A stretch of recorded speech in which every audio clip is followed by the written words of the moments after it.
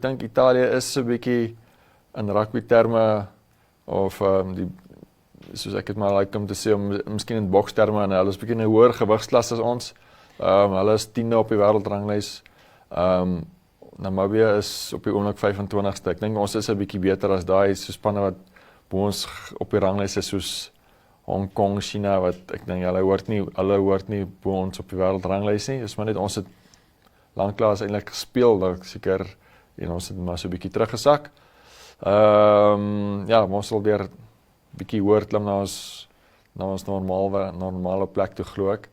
By laas jaar se of 2023 se wêreldbeker het ons ook teen Italië gespeel, en Italië daai wedstryd gewen 52 punte teenoor 8.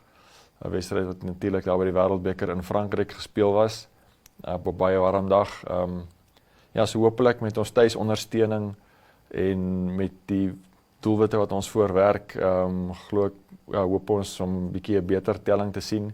Italië is natuurlik ook op pad om teen die Springbokke te gaan speel, wat nommer 1 in die wêreld is. So ek dink hulle vlak van voorbereiding sal ook baie goed wees.